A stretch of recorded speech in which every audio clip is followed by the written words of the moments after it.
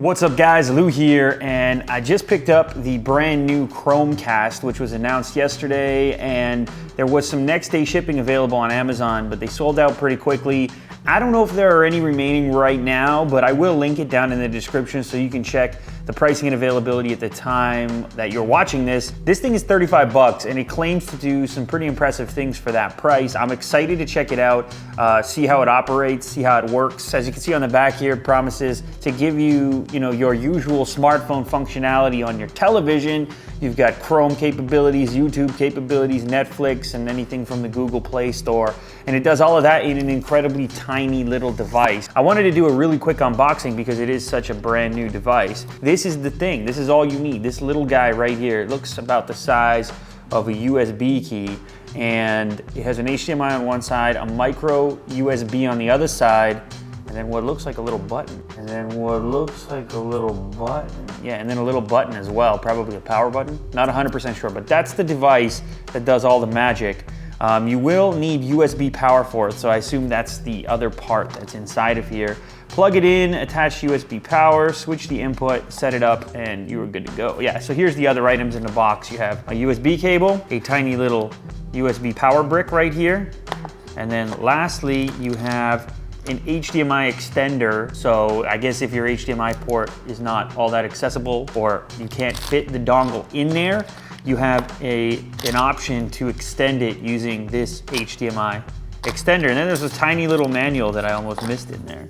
A tiny little manual for it, but I don't think I'm gonna read that. I don't think I need to, because judging from the getting started guide on the inside here, it looks pretty damn simple. So I'm gonna go ahead, connect it to this flat panel over here and see what it can do. I decided to hook it up to this smaller TV actually because I thought it would be easier to demonstrate the setup process. Since the HDMI port is kind of hidden on this one, I did need to use the extender, and I do want to mention it gets on there real tight, so it's probably not gonna come off by accident if you do need to use the extension. And then on the other end, you have a little LED light that will tell you if the device has power. You use the little USB to get that baby going. Now, setup is a little bit finicky. You can only do so right now with a few different devices, or actually a number of different devices. You can use Mac OS 10.7 and beyond, I believe, as well as a Windows PC and then Android mobile devices. In my case, I'm using a laptop here, and you have to navigate yourself to google.com/Chromecast/setup, and after that, it'll pretty much get going on its own. It's pretty simple. You just click next, hook into your wireless network, put in your password, and then the Chromecast will be available to you. There is an extension that you install into your browser, into Chrome, which will then give you the ability to broadcast whatever it is that you're seeing in Chrome, whether that means a tab or a YouTube video. You can still see the authentication process here. It asks you to match up the two codes on each of your two devices, and of course mine were matching, so that allowed me to move on to the next step. But after that, you're pretty much ready to cast, as it says on the screen. It will remain in that state until you push something over to it.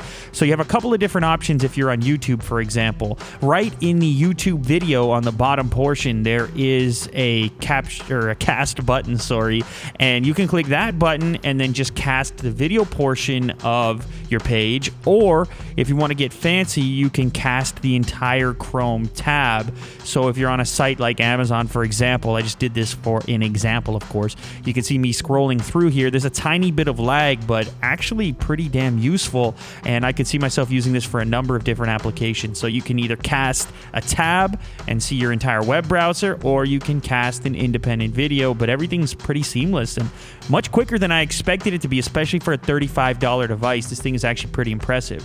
The story is exactly the same on your mobile device. In this case, on my Nexus 4, I opened up YouTube and boom, the button was there, so I could start casting from my Nexus 4 as well. I've been told, or I've read, that there should be an iOS app coming out shortly as well, so you can start to use some of that functionality too. But anyways, it's working right now on Nexus devices, other Android devices, and on my laptop. I think the killer functionality for me is from my laptop to broadcast a real YouTube experience up to a bigger display, and then still have the inherent YouTube functionality that comes with using a laptop, like commenting, rating, and all those important elements that you can't currently get in a lot of the television-based YouTube apps. So Anyway, guys, that wraps up this first look at the Chromecast from Google. $35, and you're getting somewhat like an Apple TV experience. This is a pretty compelling product.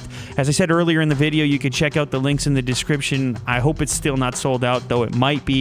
If you guys enjoyed this content, please remember to leave a thumbs up down below, and I'll catch you on the next episode. Later.